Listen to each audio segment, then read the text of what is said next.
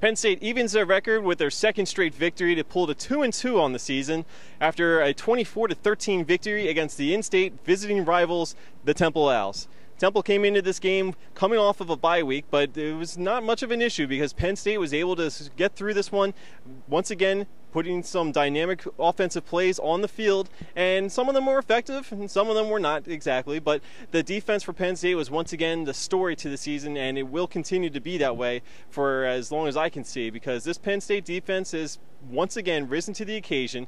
They didn't get as many turnovers as they had the past couple of weeks, but they were very physical, they were very alert, and they were always on the ball, it seemed. Temple quarterback Chris McGuire was able to do some damage with some option runs here and there, and he had some runs up the middle, but Penn State was able to contain to this Temple offense. The running game for Temple was almost a non-factor, although we saw Matt Brown get involved a little bit on special teams, and obviously, like we said, Chris McGuire was your big rusher for the Temple Owls today.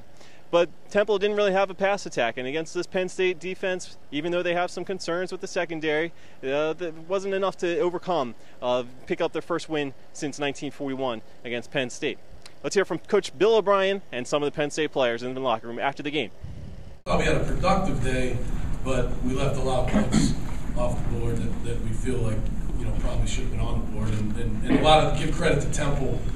They did a great job with a diverse blitz scheme, and they kept us off balance there at times, but we got to improve in the overall offensive operation.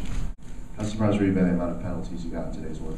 Yeah, I was disappointed in that on our end. We got to do a better job with that. We had alignment penalties, we had holding calls, and offensive pass interference, so we got to just look at the tape and coach that up better and make sure our players, that's one thing we pride ourselves on. I felt in the first 3 games we weren't really, we were doing a good job of that, of not being penalized, and then today I felt like we took a step back on that, and so we got to do a better job. I need to do a better job of coaching those guys up on those things. Was there a particular area that you really focused on, Matt, over the summer and in the off season, a particular area of improvement, and has he reached that? You're trying to trick me. We're not allowed to meet with them in the summer, so there wasn't anything that we did in the summer. We did things in spring practice, and we talked to him about working on it on his own in the summertime, and he really worked hard on his own. You have to give this guy a lot of credit, to this point in the season. Now, we got a long way to go. We got a very, very tough Big Ten schedule, but to this point in the season, he's a much improved quarterback. He's making good decisions with the ball. He's really good in the running game. He's a fun guy to coach because he's a smart guy and he gets it. So you only have to tell him once and he kind of gets it. And he's a competitive guy, and I really like the way he keeps his poise. He kept his poise today a lot better than I did, and I thought that was really good to see. And it was just a good ball game by Matt. He's done a really good job of, number one, being coached. He's taking coach, he's listening, he's working hard to prepare, and he's just doing all little things, I think, that you got to ask a fifth-year senior to do that's been there. And, he's built on that every week. He's playing with a lot of confidence, and Coach O'Brien called a great game today.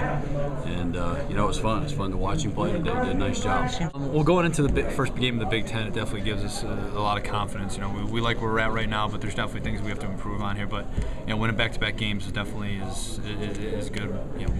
Especially against tough Illinois teams. I think we have some room for improvement. I mean, obviously, in any game, they made some plays on us where we could have been in better fits, better gap fits, and things like that, or better coverages. But it just comes down to executing, and we just need to continue to just fix those mistakes in this week in practice, and prepare for Illinois just like any other week. But I think we're on the right track. Next up for Penn State will be their Big Ten opener. It'll happen next week on the road in Champaign, Illinois, to take on the Fighting Illini. The last couple of games in this series have been kind of interesting. Illinois had the blowout 2 years ago right here in Beaver Stadium, and then next year, due to some scheduling quirk, Illinois was right back here. This one goes in Penn State's favor, and of course that was Joe Paterno's last head coaching victory for the Nittany Lions, and then we all know what happened after that. So it's going to be really interesting to see how Penn State goes into this game. I don't think that that's going to be an issue. I don't think there's going to be any kind of emotional ties or concerns going into that game.